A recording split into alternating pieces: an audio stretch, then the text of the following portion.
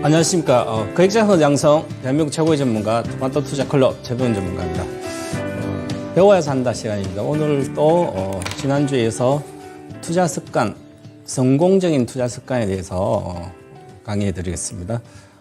투자 대가들의 투자 습관 어떤지 그것을 배워서 일반 투자자들, 이제 투자에 대해서 아직 초보자인 분들도 경험을 쌓으면서 잘 안 될 때는 투자의 대가들 투자 습관을 따라서 하면서 습관화를, 즉 무의식적인 각인을 시켜서 의식적으로 무의식적으로 행동할 수 있는 어떤 그 정도의 수준까지, 잠재의식의 수준까지 투자를 자신의 어떤 철학을 만들어 놓으면 언제든지 위기가 있더라도 그에 대한 부안해동, 시장이 부안해동하지 않고 자신만의 투자 철학을 지켜서 결국에는 큰 부를 이루는 그런 투자 대가들의 방법을 공부를 하고 있습니다. 오늘은 지난주에는 자신만의 투자 철학을 만들어라. 사실 이게 가장 핵심적인 건데 시간이 많이 걸립니다. 경험도 쌓고.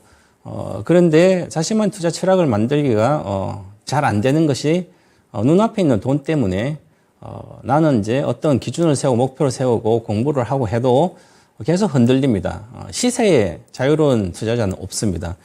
그런데 실제로 시세에 누구도 보면 심리적으로 흔들리지만 행동, 매매 자체, 투자 자체를 거의 심리에 흔들리는 것도 왔다 갔다 하면서 하기 때문에 결국은 시장에 자신의 계좌가 맡겨지는 형국이 되는 거죠.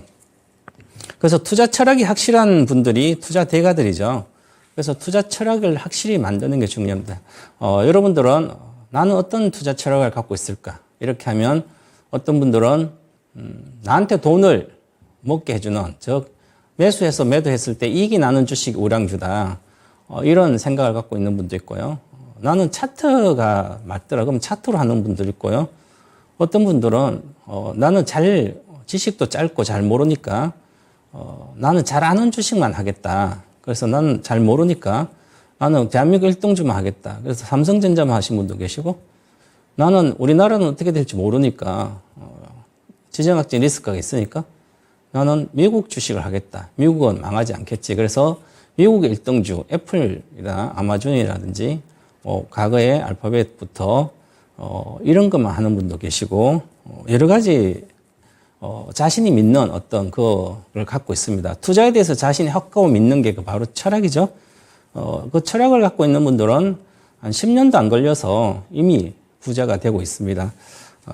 그래서 여러분들도 자신이 잘할 수 있는 그 분야를 만들어서 이제 시세도 공부를 해서 자기 것을 만들어서 그대로 투자를 계속 반복적으로 이루어지게 해야 되는 거죠. 반복적으로 하는 게 습관이 되는 거죠. 습관이 돼야만 아주 편안하게 시세에 연연하지 않고 나의 길을 갈 수가 있는 것이죠.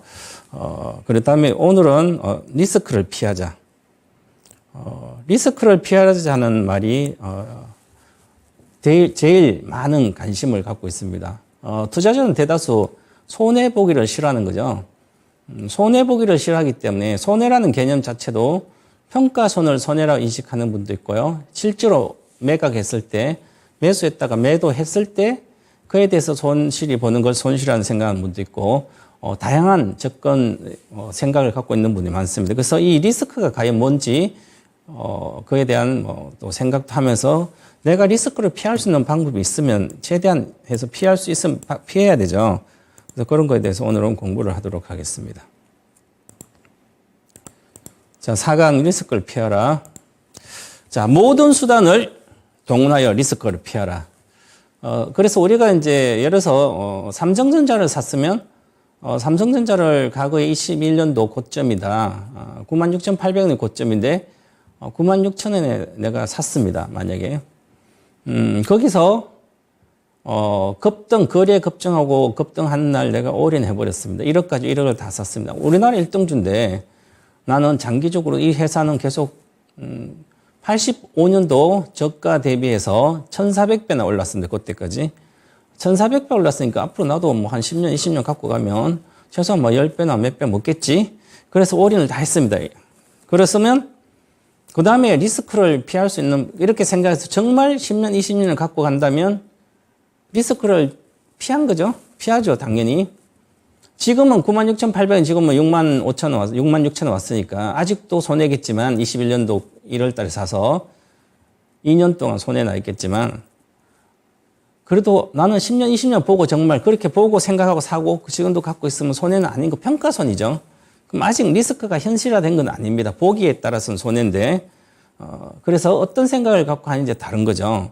그러면 그때 당시에는 나는 리스크를 피하기 위해서 우리나라 일등주를 산 거고 예를 들어서 최근 들어서 작년에 많이 내려와서 96,000원에서 한 20% 내려서 7만 원에 샀는데 계속 작년 내려가서 5만 원 1,800원까지 갔다가 지금은 66,000원이니까 아직도 4,000원 손해나고 있으니까 그때 당시에는 단기 매매로 7만 원 들어가서 한 10%만 먹고 나오려고 그랬는데 사자마자 내려가서 손절도 못하고 계속 있어서 비자발적으로 장기 투자자가 되신 분들은 이제 4,000원 오르면 7만 원 회복하니까 본전되는 거죠.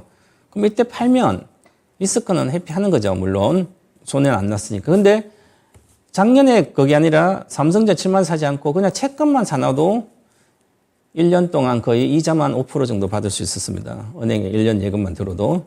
그러면 기회비용이 아주 큰 거죠. 최소 기회비용이 5%는 되는 거죠.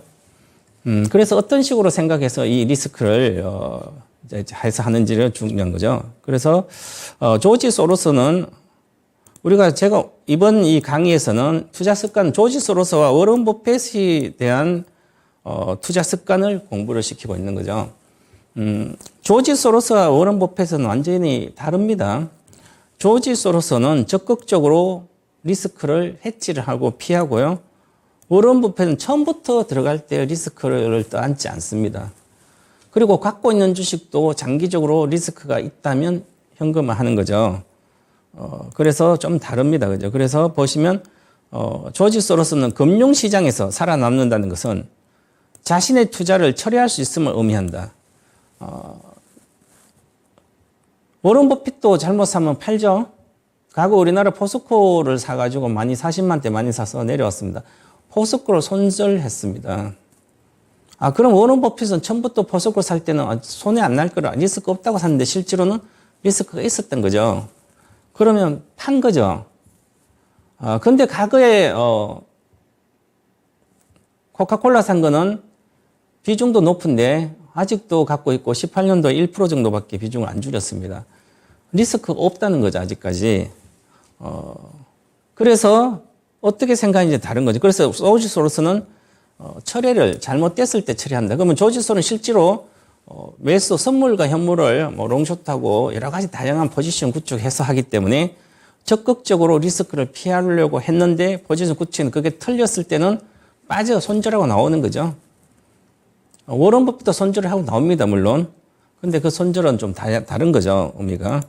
그래서 조지 소로스는 적극적으로 위험을 관리하는 거고 모든 수단을 동원해서 워런 버핏은 그 주식의 가치보다 훨씬 낮은 가격의 주식을 매입하는 건 위험하지 않다.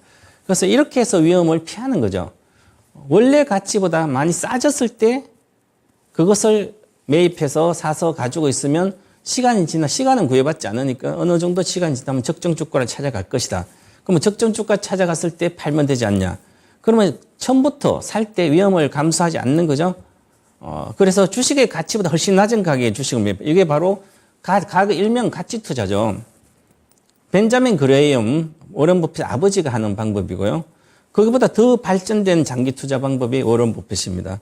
그러면 우리는 똑똑하신 분고 똑똑하고 내가 예를 들어서 여러 가지 다양한 금융 상품의 이해를 잘하고 경험도 많고 하면 당연히 조지 소로스처럼 하는 게 나을 수도 있습니다. 그런데 나는 지식도 짧고 학식도 짧고 재무제표 분석도 잘 못하고 그 다음에 그렇다면 그동안 손해나 계속 사고 팔고 해봤더니 언제나 이익 보고 언제나 손해나고 별 돈이 안 되더라. 그러면 주식을 포기하는 게 아니라 그럼 그 방법이 잘못된 거죠. 그 방법이 잘못된 그 방법은 손절을 하고 안 하고 원래부터 가치가 폭락했을 때, 즉 남들이 악소리 나고 사람들 많이 손해났을 때 그 주식을 가치를 평가해서 미래 가치보다 싸다. 나는 3년 동안 들고 갔는데 3년 뒤에 가치보다 현저히 싸져 있다.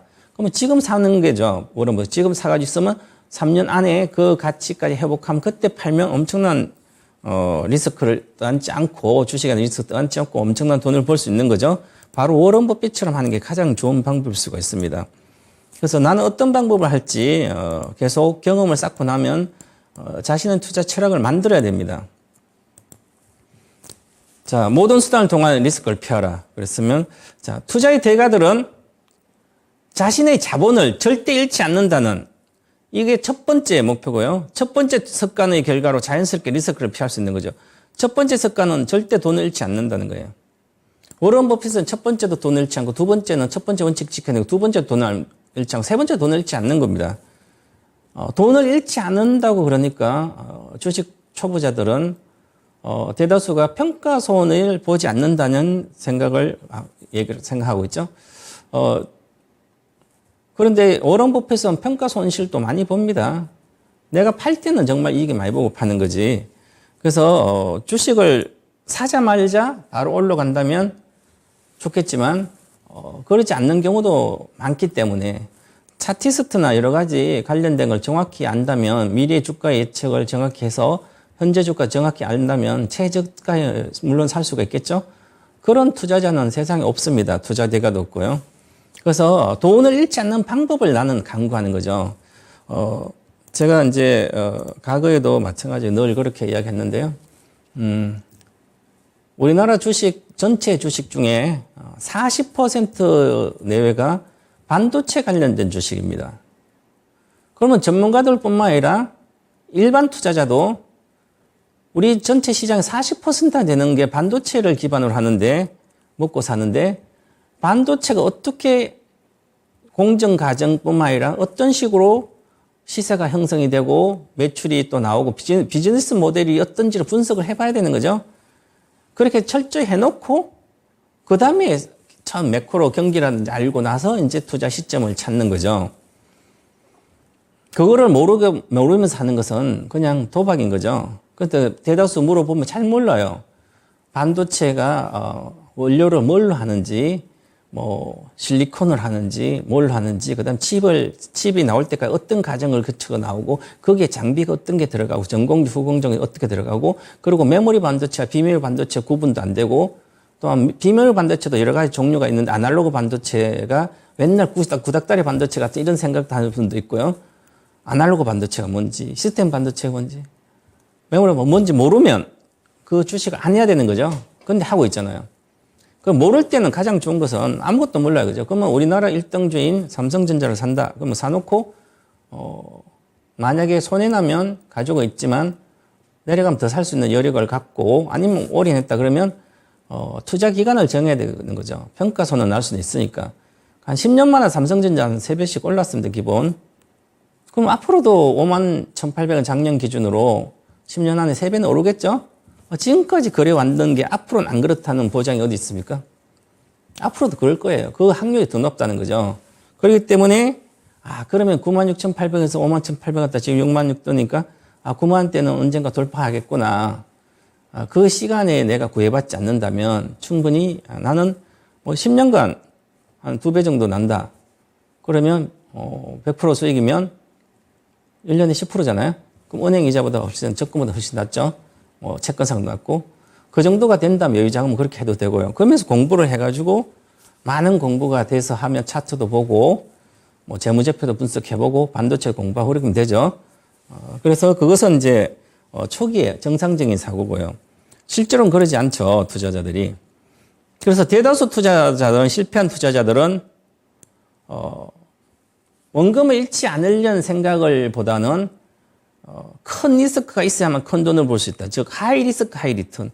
아마 경영의 학에서 투자론의 기본은, 배울 때 하이 리스크, 하이 리턴입니다.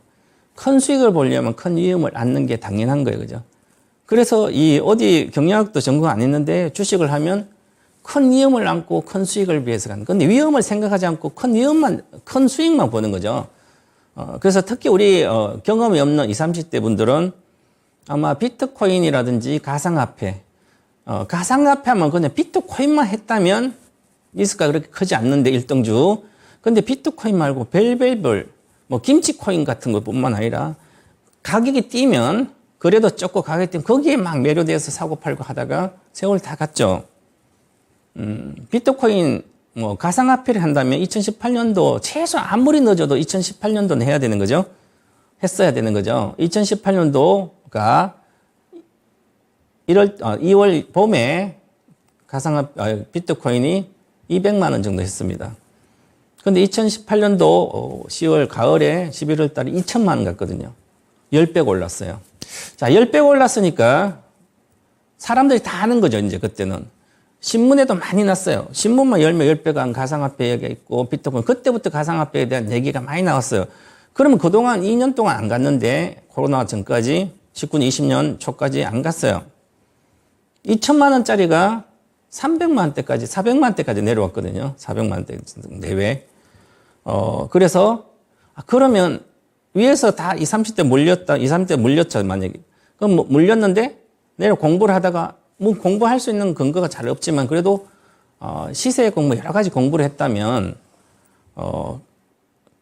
다시 기회를 보고 투자를 더 한다든지 팔아먹지 말고 2천만 원 사도 팔아먹지 말고 더 시세는 그러면 기본적으로 제가 배워서 한다 뿐만 아니라 말씀을 많이 드렸었는데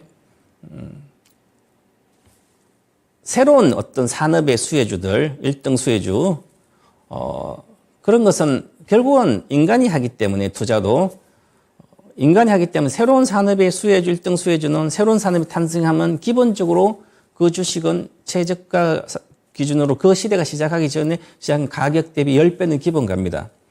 그리고 그 수혜주 1등은 100배는 무조건 오릅니다. 자, 그러면 비트코인의 최저가는 제가 얼마인지 모르지만 200만 원, 2천만 원 갔다가 다시 70%는 빠집니다. 그럼 27에 14, 1,400만 원 빠지는 거죠? 그럼 600만 원까지 오는 건 당연한 거예요. 많이 빠지면 80% 빠져요. 그러면 400만 원대 오면 80% 가까이 빠지기 때문에 무조건 사놔도 돈이 됩니다. 그러면 400만 원에 왔을 때 거기서 사면 저가 기준으로 10배는 기본으로 나기 때문에 4천만 원까지 기본 가야 되는 거죠. 이것은 그 주식에 대해서 아무것도 몰라도 비트코인 새로운 거니까 이렇게 되는 거예요. 그죠? 그런 것은 기본인데, 그럼 그런 공부를 했으면 오히려 더 사야 되는데, 공부를 안 한 거죠. 시세 공부를. 그냥 가격 보고 사고 파니까, 모르니까 되는 거죠. 그래서 주식, 모든 투자라는 건 그렇습니다. 예를 들어서, 2015년도 8월부터 이제 전기차 관련된 수혜주가 뜨기 시작했고, 17년도부터, 삼성 SDI도 뜨기 시작했는데, 그럼 2017년도 2차 전지 종목들이 대다수가 막 바닥 대비 10배 올라온 상태예요. 그럼 10배 올라온 상태에서 거기서 다시 한 60%, 70% 내려갔습니다. 18년도, 19년도까지. 2020년 3월까지 보면 한 70% 정도 내려갔습니다. 대다수가. 6, 70%. 아직 전기차 시대가 안 왔잖아요. 그죠? 그러면 거기 저가 기준으로 10배는 기본 오릅니다. 배터리 수혜주, 양극재, 음극재 분리막 다 있어서 그 핵심 수혜주 1, 2, 3등 종목 중에서는 그 중에 확실히 경쟁이 있는 기업은 2020년도 정도 3월에 저가 기준으로 10배는 반드시 오릅니다. 그래서 이미 양극재든 거기에서 10배가 수십 배 올랐죠. 나머지도 그렇게 오를 거예요, 다. 앞으로 실적은 당연히 가니까. 그러면 당연히 이게 시세의 어떤 사람들이 하는 일이기 때문에 과거의 100년 전이나 지금이나 같아요. 그렇게도 간단히 알 수가 있는 거죠. 그러면 그 시대가 오는지 안 오는지 그것만 알면 되는 거죠. 그것처럼 그런 것은 많이 위에서 사면 리스크가 아주 커져. 손해나니까 70%까지 내려가니까. 그런데 그것을 워런 버핏처럼 생각해서 나는 이렇게 비즈니스 모델까지 다 공부해가지고 앞으로 어떻게 실적이 되고까지 하고 가능성을 있는 사건을 보는 거죠. 전기차 시대가 50%, 30% 가능성 있는 사건이 있구나. 그러면 거기에 대해서 확신을 가지고 있으면 신뢰, 철학을 갖고 있다면 계속 사모하겠죠. 아니면 갖고 있다든지. 손실을 볼 수가 없는 거죠. 8년 만에 50배, 100배는 양극재가 다 왔으니까 대다수 30배는 기본 왔다고 조정받고 있는 것도 많고요. 그렇기 때문에 그런 것을 이제 공부를 하는 거죠. 그래서 리스크를 그러면 리스크가 있는 산업의 수혜주가 있고요. 리스크가 없는 전혀 없는 그런 수혜주도 있습니다. 그래서 그런 걸 이제 공부를 해서 알아야 되는 거죠. 그게 리스크를 피하는 방법들입니다. 그래서 실패한 투자자들은 대다수 그냥 가격만 보고 손해나면 엄청 손해났네. 즉, 시세가 어떻게 이루어지고 장기적인 시세가 어떻게 이루어지는지 모르는 거죠. 예를 들어서 뭐 최근 들어서는 소형주들은 그냥 뭐 리딩방에서 해서 확 올렸어요. 짜고 소나기 작전처럼 딱 올려놓으면 아무 이유가 없습니다. 예를 들어서 실적이 성장될 수 있는 어떤 근거도 없는데 뭐 예를 들어서 하나에 조금만 거 나온 다음에 어떤 수혜주라고 해서 주가가 올라가면 정말 수혜주다 해서 차트 보고 매매를 하는 게 기본인데 10년이 돼도 바뀌지 않는 회사인데 그럼 차트 보고 딱 매매해서 올라오면 팔아야 되는 거죠? 근데 위에서 사가지고 내려오면 내려갈 때 사서 계속 그때 재료가 이거 장기적 성장이 있는데 이런 게 있는데 어떻게 될 것 같냐고 이렇게 해서 물어봐서 계속 난 손해 안 보고 나오려고 하는 이건 리스크, 하이 리스크죠. 하이 리턴도 됩니다. 빨리 처음에 보고 뜰 때 사가지고 바로 올라가면 바로 팔면 되죠. 두세 배 가면 뭐 2배 가면 팔다든지. 근데 그것을 하든지 아니면 잘 모르면 내려서 빠졌을 때 아무 이유도 없는데 올라갈 이유가 없는데 올라갔다고 가격이 올랐다고 좋은 회사로 치고 하면 리스크가 아주 큰 거죠. 그래서 리스크를 측정할 때는 결국은 리스크는 자기 자신이 측정해야 되는 거죠. 자, 그 다음에 리스크는 상황에 따라 달라진다. 위험이라는 것은 위험하다. 우리가 수영선수가 물가에 가는 게 위험합니까? 이렇게 하면 정답이죠. 수영선수는 뭐 강가에 가서 빠져 죽지 않습니다. 당연하죠, 그죠? 위험하지 않잖아요. 그리고 예를 들어서 반도체 기업에 다니는 직원이 반도체 자기 다니는 그 분야의 주식을 잘 알고 앞으로 이 산업이 어떻게 성장하고 다 알아가지고 크게 성장하는 기업이 그 분야가 있어요. 반도체도 여러 가지 있으니까. 그럼 그것을 관련된 수혜주가 뭘까 찾아가지고 그 중에서도 그룹주, 중소형주 말고요. 소형주들은 중소기업이나 중견 소형주들 언제든지 망할 수가 있죠. 그런 게 많잖아요. 그죠? 그러면 오히려 그 중에서 대형주를 그룹주, 재벌 회사 중에서 그런 게 있는 게 찾으면 최고의 반도체 회사가 뭘까? 옛날 80년대부터 90년대, 2000년대부터 시작해서 반도체 회사 다녔던 삼성전자, 하이닉스, DB하이텍 다녔던 직원들이 반도체를 대다수 잘 알 텐데, 뭐 물론 이제 뭐 거기 회사에 식당에서 일한다고 반도체 잘하는 거 아니잖아. 관련된 전문 분야의 박사들, 최소한 관련된 분야의 전문적인 지식을 갖고 있는 분들은 우리나라의 반도체 계속 성장할 수 있는 기업이 어떤 걸까? 정답이 나오잖아, 그죠? 그분은 내가 잘 알고 지식도 있고 이해도 하고 있으니까 이제 주식 경험이 없으니까 그런데 결국은 기본적으로 공부를 해서 주식은 시세라는 것은 그 장기적인 실적이 우상향하면 주가 우상향한다는 기본적인 원리의 주식에 대한 시세의 원리를 공부를 했다면 우리나라의 삼성전자 당연히 갖고 있겠죠? 비머리오 반도체 공부를 많이 했다면 옛날부터 DB하이텍도 많이 갖고 있을 거고 그 다음에 장비주의 최고 장비주가 뭘까? 그러면 여러 개 있잖아요, 그 중에. 그러면 삼성전자나 하이닉스에 다녔으면 관련된 계열사 협력업체 중에서 최고의 기술을 갖고 있는지 뭔지 이런 걸 파악하는 거죠. 남들보다 훨씬 더 알 수 있는 거잖아요. 이해도 빠르고 할 수 있는. 그럼 그쪽 분야를 하면 성공은 위험하지 않는 거죠.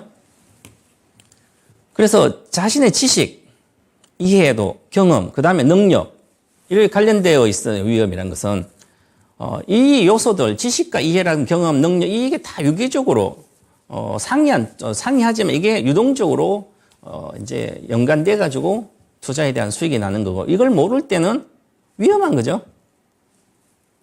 그래서 우리 투자자들 중에 주식을 처음 배워서 재무제표를 전혀 볼 수 없는 분들은 그 다음 차트도 볼 수 없는 분들은 나는 하이 리스크, 하이 리턴 중에 하이 리스크만 거의 100%가 하이 리스크예요. 90%가 위험한 거죠. 어떤 주식을 사든지 90%가 위험한 거예요. 뭐 운이 좋으면 운으로는 10%, 20%의 운을 갖고 있을 수 있지만 길게 보면 운이 평생 가진 않아요. 그죠? 운이 좋으면 복권이라도 됐겠죠? 그건 엄청난 운이잖아요. 그죠? 근데 운으로 내가 투자를 해서 돈을 번다는 것은 도박이잖아요. 그죠? 도박으로 돈 벌어서 못 사니까 결국은 다 손실나는 거죠. 어떤 누구한테 기대도 안 되는 겁니다. 그래서 일단 공부를 해야 되고 주식에 대한 이해를 해야 되는 거죠. 주식이 오르락 내리락 하는 건 당연한 겁니다. 주식은 생물입니다. 살아있는 생물이 가만히 있지 않잖아요. 닭장 있는 닭도 움직이고요. 그 다음에 강아지 풀어놓으면 별대별 다 움직여요. 그죠? 그래도 우리 집에 와요. 자기 집에 옵니다. 들어오죠. 생물이기 때문에 주가도 마찬가지 왔다 갔다 그래요. 그죠? 그런데 이익이 계속 올라간다면 나고요. 장기적 이익이 성장하면 결국 주식은 가는 거죠. 우리나라에 장기적 이익이 계속 성장한 기업이 어디 있어요? 삼성전자. 그 삼성전자가 유일한 거죠. 물론 삼성 SDI도 왔다 갔다 하다가 지금 올라와 있지만 어쨌든 자, 그렇습니다. 그래서 자기가 모르는 게 전부 다 투자에서는 위험하다는 거죠. 잘 아는 것만 위험하지 않는 거예요.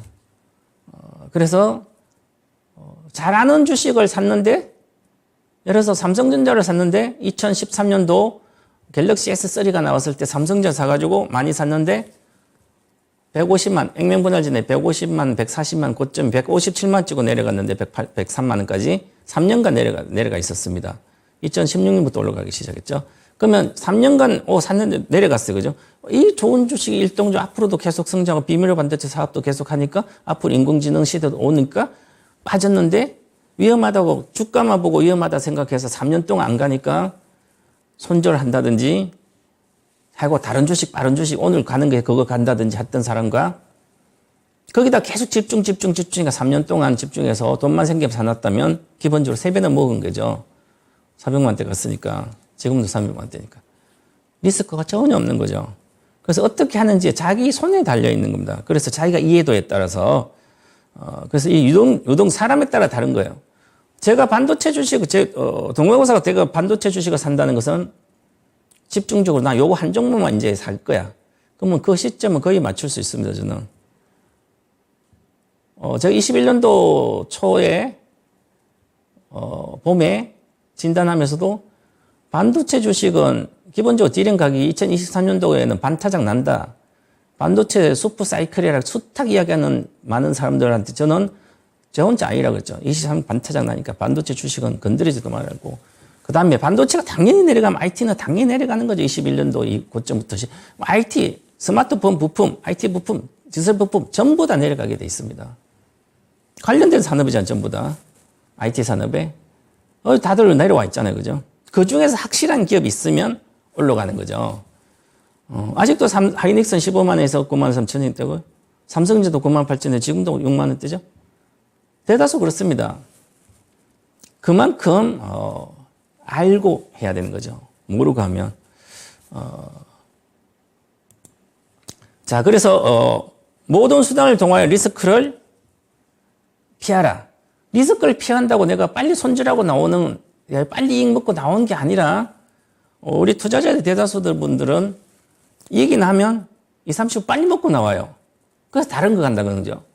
그 주식을 20, 30% 났다는 것은 좋은 주식이겠죠. 뭔가 좋으니까 먹었겠죠. 그러면 그게 더 갈 확률이 높지 많이 빠진 주식이 더 갈 확률이 높을까요? 그래서 그러면 장기적으로 빠져도 갈 수 있으니까 여러 가지 다양한 방법이 있죠. 그래서 내가 리스크를 피하기 위해서는 내가 스스로 무의식적으로도 그냥 딱 봤을 때 사도 된다 안 사도 된다 리스크 있다 없다를 스스로 판단할 수 있어야 되는 거죠. 예를 들면 우리가 이제 무의식적인 능력이라 그러는데 여기 가장 핵심적인 투자 대가들은 단계는 무의식적인 능력의 단계까지 가 있습니다. 우리가 이제 사람을 연구하면 그 사람의 어떤 심리, 생각, 마인드를 연구해야 되는 거죠. 그래서 이 무의식을 신경을 연구하게 되면 무의식적인 능력까지 가도록 만드는 게 가장 중요합니다. 즉 내가 아무 생각도 안 해 순식간에 의사결정을 내릴 수 있는 판단력, 결단력 내릴 수 있는 정도까지 공부를 해놔야 되는 거죠. 그래서 조지 소로스는 워런 버핏도 마찬가지지만 저 다른 나라에 가서 테니스 치고 있다가도 어디서 누가 매니저가 전화하면 바로 판단해 줄 수가 있습니다. 이미 많은 지식을 가지고 머릿속 다 해서 배워놨기 때문에 의식화를 하면서 시켜서 그걸 잠재의식까지 넣어가지고 무의식적으로 다 리스크를 피하는 방법이 몸에 배어 있는 거죠. 그래서 리스크를 적극적으로 피하지 않아도 자동으로 피해지는 거죠. 자, 예를 들어서 우리가 운전하면 운전을 한 30년 정도 했는데 무사고다. 그러면 이렇게 생각합니다. 초보자들은. 저 사람 운이 좋구나. 운이야, 사고 내는 것은. 이렇게 하면, 무슨 운이냐고. 자기 운전 실력이지. 이렇게 이야기하면 안 믿어요. 왜 그럴까요? 뒤에서 받칠 수도 있으니까. 남들이 나한테 와서 박을 수도 있잖아요. 그러면 내가 어떻게 대비하냐고요? 물론 그 연구인데 그것도 대비할 수 있는 방법이 있습니다. 대비가 하지만 안 될 수도 있지만. 자, 저 아이가 운전하면서, 운전하고 갖고 있는데 갑자기 도로에 뛰어들지 않는가. 인도에 있어요. 인도에 지나간 아이는 뛰어들 리가 없죠. 그런데 인도에 있는데 인도의 턱에, 차도와 인도 사이에 있는 그 턱에 이렇게 보고 있으면 언제든지 내려올 수도 있잖아요. 그죠? 만약에 내가 가고 있는데 저 앞에서 어떤 택시가 갑자기 와서 택시 타고 뛰어날 수도 있고 아니면 뛰어들 수도 있고 그래서 아이가 갑자기 자기 생각마다 나올 수도 있죠. 그죠? 아이들이니까.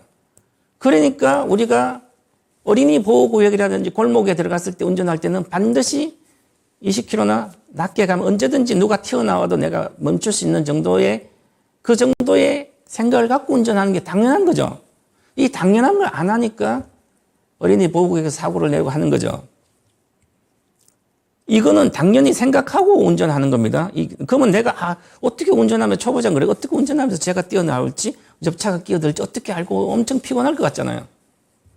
리스크를 어떻게 그러면 그거 집중해서 하고 있으면 얼마나 피곤하겠어요. 그죠? 운전하는 게 너무 힘들겠죠. 근데 운전 고수들은 그거 의식하지 않아요. 그냥 무의식적으로 의식 능력이기 때문에 그냥 자동으로 다른 일 하면서 되는 거죠, 바로. 멍청한 운전자가 갑자기 내 차선 꺾어 들어오지 않을까. 이런 생각도 처음에는 해야 되는 거죠. 갑자기 초보 들어오지 않을까? 아니면 뒷차가 너무 가까이 붙은 건 아닐까? 뒤에 보니까 너무 가까이 붙은 거 아닐까? 그러면, 저 사람이 나는 정지하려고 그러는데 저 사람이 급등 막 하고, 그럼 빨리 깜빡이를 켜줘야 되는 거죠. 뒷차가 보게. 아니면 깜빡이 켰는데 잘못 모르면 클락션 올려서라도 뒷차가 알아채도록 해야 되는 거죠. 뒷차가 딴짓 할 수도 있잖아요. 근데 갑자기 앞에 내가 점거하고 있는데 깜빡이 켰는데도 아무 반응, 그냥 계속 속도가 안 줄여요. 그죠? 그럼 클락션 올려서 알려줘야 되는 거죠. 최고의 고수는 그렇게 하는 거죠, 당연히. 내가 뒷차가 박는 거 어떻게 막아? 그것은 내 리스크 관리가 안 된 거죠.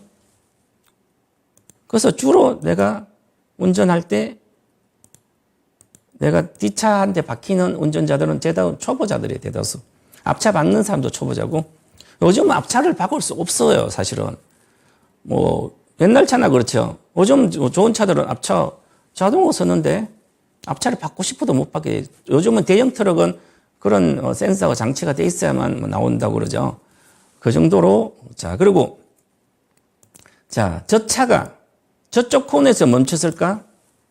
가다가 저 차가 오다가 이렇게 하면 멈췄을까? 아니면 지나갈까? 들어올까? 안 들어올까?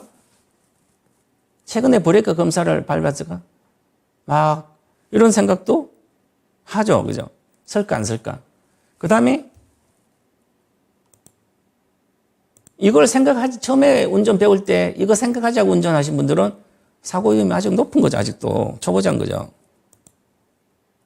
자, 앞차가 급브레이크를 밟아도 안전할 만큼 충분한 내가 거리 유지하고 있는 걸까? 그 생각도 안 하고 초보자는 당연히 안전거리가 얼마인지도 알고 대다수 운전하면서 사고를 안 내는 차이가 있는데 차가 고속도로나 고속도로 하면 일반 이제 국도 같은 데나 큰 도로 중에 차가 별로 없을 때 차가 거의 없을 때 내가 4차로 같으면 2차로 정도 중간에서 2, 3차로에서 150km도 가도 앞차가 없을 때는 가다가도 급증거를 했을 때 내 차가 어떻게 움직이는지를 파악하고 있어야 되는 거죠. 그리고 당연히 또 80km에서 내 급브레이크 밟았어요. 그죠? 그러면 차가 어떻게 옆으로 앞으로 가는지를 알아야 되는 거죠. 그걸 모르면 당연히 내가 앞차가 섰을 때 나는 가속하고 앞차 거리도 안전 유지 안 하고 있어서 박히는 걸 알아야 되는 거죠. 그래서 80km 정도 내외 갔을 때는 급정거하면 좋은 차들은 다 앞차를 박을 수는 없어요. 그죠? 근데 밀리는 차도 있으니까 80m는 계속 유지해야 되는 거죠. 80km 정도 갔을 때는. 그래서 안전한 지역은 뭐 가서 어떻게 가든 사고가 안 나는데 안전하지 앞 치아가 확보되지 않는데 엄청나게 커브길에서 엄청나게 달리면 앞에 어떤 차가 딱 안 보이는 시야에서 딱 서 있으면 갖다 박는 거잖아요. 이건 당연히 뒷차 초보자의 능력이죠. 운전 능력이죠. 안 보일 때는 속도를 줄여서 내가 시야가 확보된 상태에서 해야 되는 거죠, 항상. 이것은 운전을 잘하는 사람의 기본이에요. 처음부터 이렇게 생각을 해서 하니까 습관, 이게 계속 하다 보니까 처음에 초보자 때는 거기에 운전만 집중하고 방어 운전, 앞뒤 옆에도 보고 눈으로 뭐 차 흐름도 보고 저차 속도까지 옆차 속도, 앞차 속도 다 보고 내가 끼어들기 이런 것까지 해서 하는 게 당연한 거죠. 초보자는. 그래서 옆에 말하는 것도 안 들리고 옆에서 말하지 말라고 그러고 운전 집중하는 게 초보자는 당연히 그렇게 하는 거예요. 그래서 지금 저 같은 경우에는 운전을 한 30년 가까이 했으니까 30년 안 했네. 아직 25년 기본했네. 그러면 옆에서 말하든 노래 부르러 가든 어떻게 가든 가속을 하든 말든 사고 나지 않아요. 저 지금까지 무사고, 그러면 예를 들어서 그것은 이미 그 전에 방어운전이 다 몸에 배었기 때문에 잠재 의식화에 넣어서 무의식화 시켜놨기 때문에 무의식적인 능력이라는 거죠. 차량 가지고 내가 설명드렸어요. 그러면 주식도 당연히 그렇게 생각을 하고 해야 되는 거죠. 주식은 차트도 만약에 내가 중소형주를 테마주 하면 테마주는 이미 재료가 나면 끝난 거예요. 그죠? 그런데 테마주 사가지고 막 올라가는 수 사가지고 그에 대한 가치 평가도 못 하는데 주가가 빠지니까 와, 얼마 전에 이런 좋은 재료 나왔는데 예를 들어서 뭐 나왔는데 그것 때문에 올라갔는데 알고 보니까 내려오니까 이것 때문에 있는 거 이거 좋은 거 아니냐고 좀 좋아지지 않나. 그러면 나는 갖고 있어 손해가 계속 나오고 결국 밑에 가면 나중에 그 재료가 하나도 실적에 반영이 안 돼요. 그죠? 그때 내가 쏘갔다는 걸 알겠죠. 아, 세력한테 당했네. 아니면 그러니까 처음부터 이 회사의 매출액 걸 밤 1,000억도 안 되는 회사가 이익도 별로 못 냈어요. 그죠? 이 회사는 뭘 해도 안 되는 거죠. 일단 그렇게 판단하는 게 리스크를 해지하는 거죠. 피하는 거죠. 그런데 우리 대다수 분들은 어디 가서 그렇게 하잖아요. 요즘 막 무료로 하는데 워낙 많으니까 유튜브, 카카오톡 무료 리딩방에 가면 소형주 1,000원짜리 2,000원. 제가 우리는 방송을 여기서 하니까 실내인 저 대다수 똑똑한 전문가가 있으니까 그런 거 그런 거 잘 안 해요. 이상한 그런데 만약에 어디 가서 누가 올렸는데 그걸 사가지고 물렸으면 그거 가지고 저보고 분석해달라면 아무 분석할 이유가 없어요. 그죠? 그냥 팔아야 됩니다. 아니면 운에 맡겨서 나중에 올라갈 때 누군가 또 뭐 소나기 작정할 때 맡기든지 기다려야 되는 거죠. 근데 그거 분석을 해봤자 아무리 필요가 없는 거죠. 이미 리스크가 떠안고 내가 샀기 때문에 리스크를 떠안을 수밖에 없는 걸 사서 그런 거죠. 그래서 기본적인 어떤 마인드가 이게 주식도 마찬가지 리스크를 피하기 위해서는 무의식적 능력으로 내가 안전하게 다 만들어 놔야 되는 거죠. 그런 게 바로 주식 공부라는 거죠. 차트만 공부하는 게 아니라 별별 공부를 다 해야 되는 거죠. 평생 주식은 공부를 해도 완성되지 않아요. 자, 우리가 학습이라는 게 있는데 학습의 단계는 이렇게 4단계로 있습니다. 일반적 무의식적 무능력이라는 것은 자신이 모르고 있다는 사실조차도 몰라요. 지금 내가 주식을 한 달, 1년 전 작년부터 시작했는데 뭐 샀다 또 조금 손절하고 어떤 것도 이익이 나고 팔고 와, 이익이 20% 났다가 또 다시 손해네? 결국 손해보고 팔았네? 그래서 경험상치로 이제는 이익 나면 빨리 팔아야지. 이익 났다가 맨날 종목 진단할 때는 10% 수익 났다가 안 팔아가지고 손해가 지금 20% 났어요. 이러잖아요. 그러면 제가 왜 그때는 안 파셨냐고? 모르는 거죠. 내가 왜 손해난 자체를 모르는 거예요. 살 때 이미 손해날 수 있는 주식을 사가지고 잠깐 수익이 났다 내려온 거죠. 그러면 이게 자신이 왜 손해가 나고 있는지도 모르는 거예요. 주식 투자로.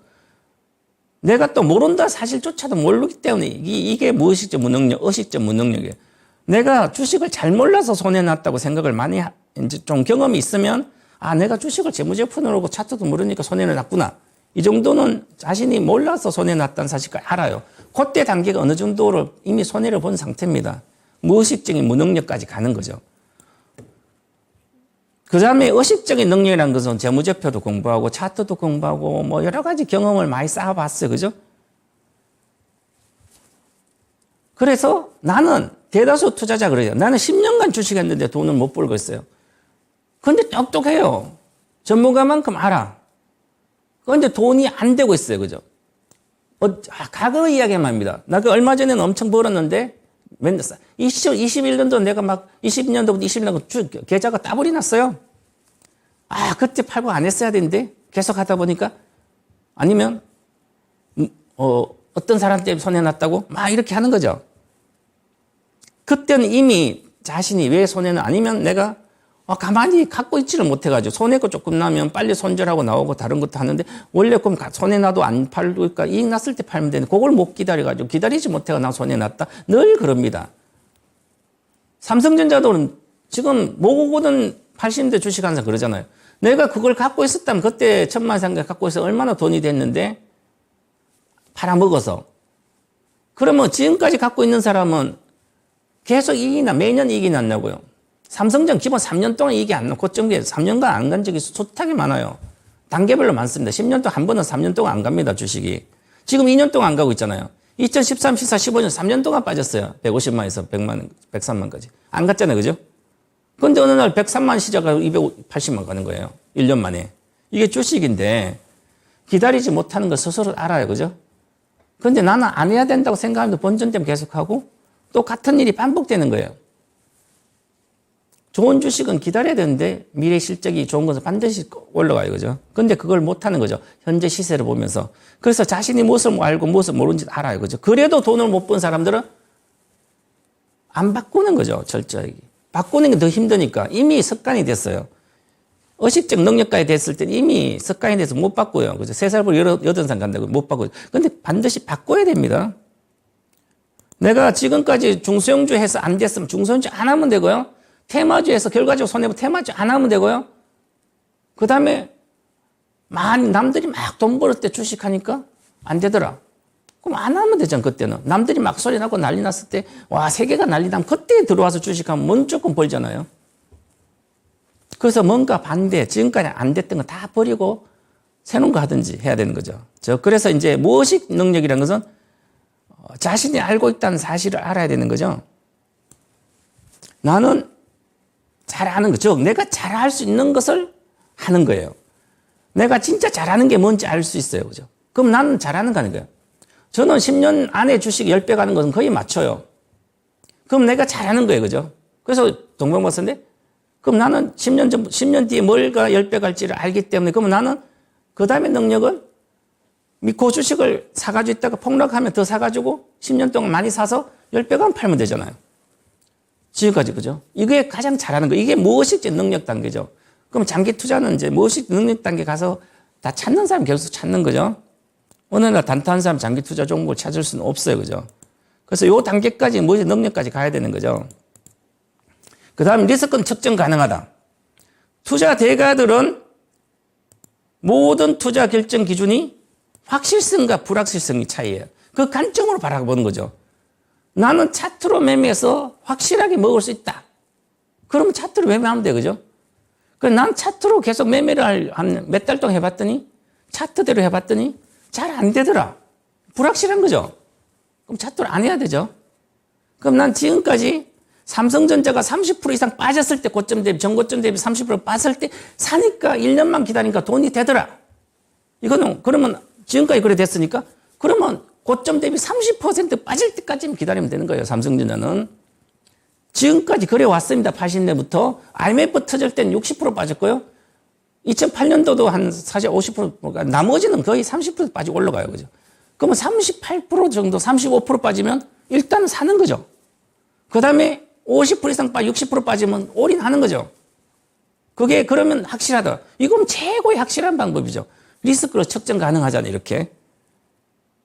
그런데 그걸 모르고 그냥 아무 때나 막 남들 사니까 사고, 삼성전자는 장기 투자해야 된다 그러니까 아무 때나 장기 투자해가지고 사면 그러면 계속 가면 되죠, 장기로 배당받고. 근데 그걸 안 하고 단기로 생각하니까 언제 본전에 이렇게 안 되는 거죠. 자, 그 다음에 리스크 조절할 수 있다. 자, 투자하지 말라. 이것은 모르면 하지 말아야 되는 거죠.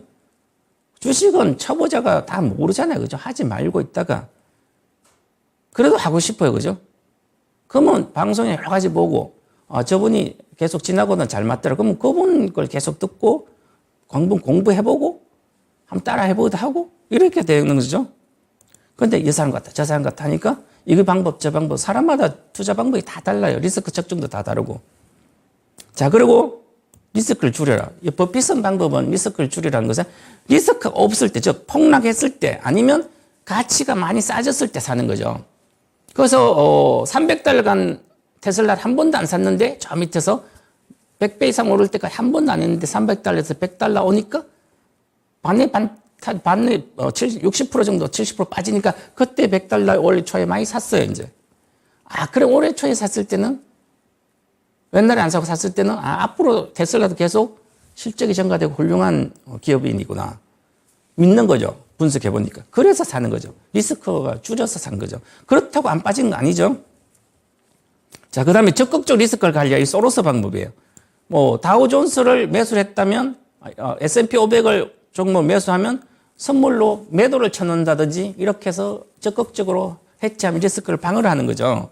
그 다음 보험 계열사처럼 리스크를 관리하라는 것은 이게 우리 일반적으로 개인 투자자를 하는 방법이 사실은 이렇게 하는 거예요. 왜? 종목 여러 개 사잖아요.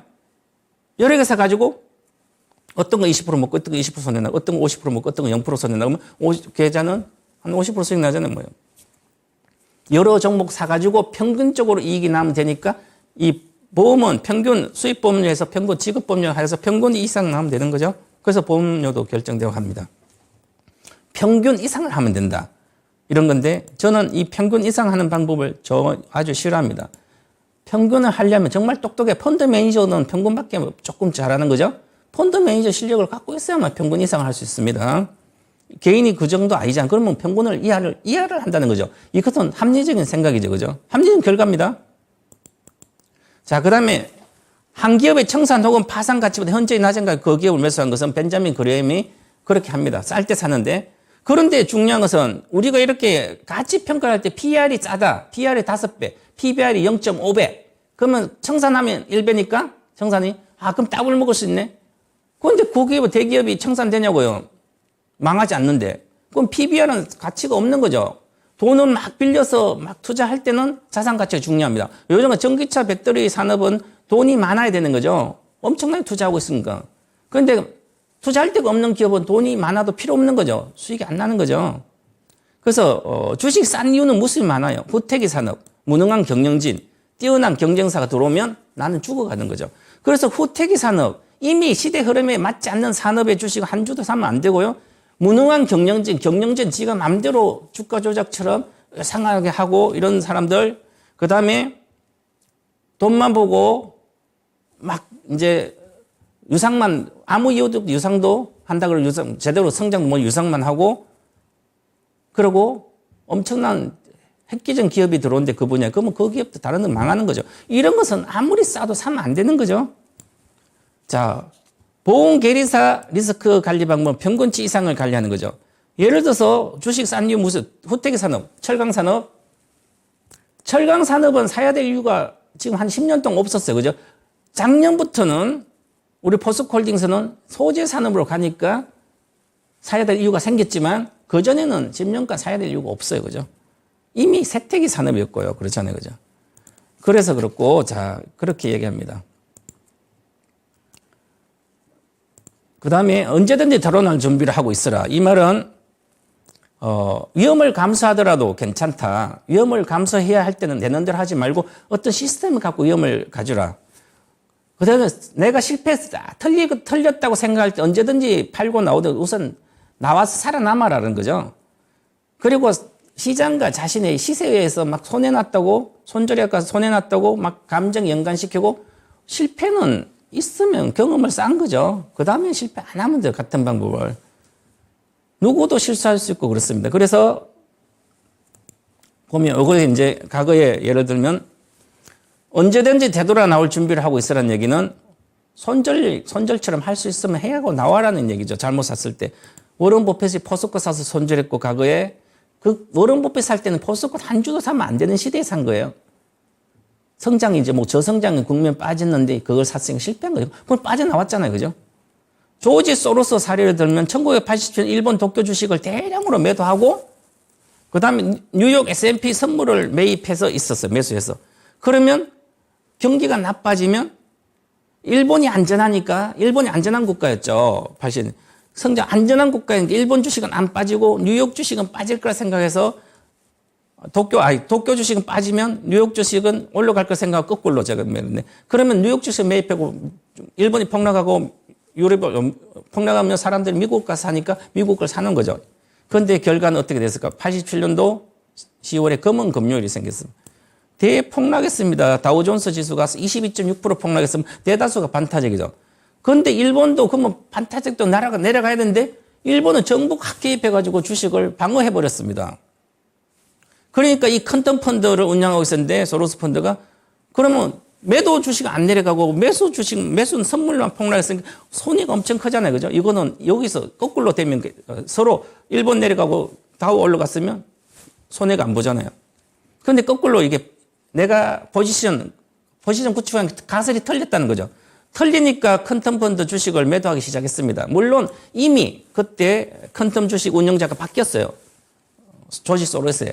너는 능력 없으니까 안 돼. 그래도 능력 믿고 있었지만 그건 바뀌었는데 그래서 S&P 500 선물 거래로 이제 팔건데 얘들이 230포인트에서 계속해서 내려 195가 가니까 다 팔렸어요. 200까지. 손실을 많이 봤죠. 20%, 뭐 15% 이렇게 손실을 봤는데 1년치를 한 번에 날렸습니다. 그래도 소로스는 감정 휘말리지 않고 다시 선물을 매도 진입해서 이제는 다시 주식 올라갈 건 선물 매도 진입하고 나서 새로운 마음으로 혼란스럽게 자신은 마음이 혼란스럽게 생각하지 않고 다시 시작해서 1년 뒤에 14% 수익을 냈습니다. 이 가설이 털렸을 때 시장이 말해주는데 틀렸다고 당신 틀렸다고 했는데 안 빠져나오고 끝없이 안 빠져나오면 안 되는 거죠. 인정하고 포지션 청산 손실을 보다 청산해버린 거죠. 그래서 청산하면서 엄청난 S&P 선물이 많이 빠졌습니다. 워낙 많이 샀기 때문에. 그래서 이렇게 빠져나올 수 있어야 되는 거죠. 거꾸로 워런 버핏은 빠져나오지 않은 걸 사는 거죠. 안전한 주식. 1973년대 워싱턴 포스트 주식을 27달러에 샀는데 사모아가 20달러까지 계속 샀습니다. 평균이 22.7달러까지 다 모았는데 1973년도 2월부터 모았는데 10월까지 모았는데 그 이후에 다우존스 지수 이거 40% 폭락하고 빅테크 기업은 80% 빠지고 난리 났습니다. 그러면 당연히 워싱턴 포스트도 거기서 반타작 빠졌습니다. 그런데 한 주도 팔지 않고 왜 가치가 워낙 싸니까 팔지 않고 반타작 나도 어차피 올라갈 거다. 워싱턴 포스트는 인플레이션이 되면 오히려 지문값 올려도 되고 자본이 많이 투입돼도 안 되고 비용도 싸니까 이 비즈니스 모델을 분석하니까 결국은 정상화되면 이익이 많이 날 거다. 그래서 2년 뒤에 워싱턴 포스트가 회복이 됐습니다. 그러고 나 회복돼 많이 올라갔을 때 팔았어요. 이게 바로 리스크 없이 하는 거죠, 바로. 그래서 이렇게 하는 게 바로 리스크를 적극적으로 피하는 거다. 이렇게 말씀드리고요. 자, 그 다음에, 거액자산 탄생 기본 마인드. 투자 대가들의 투자 철학이 독특하죠. 또 그들의 투자 기준이나 투자 방법 또한 독특해요. 즉, 자기만의 투자 철학이 있다는 거죠. 그래서 성공한 투자자가 되려면 자신이 잘 맞는 투자 스타일을 만들어라. 이렇게 말씀드리겠습니다. 자, 다음 주에는 투자 시스템 만드는 걸로 또 강의를 해드리도록 하겠습니다. 시청해주신 여러분 감사합니다.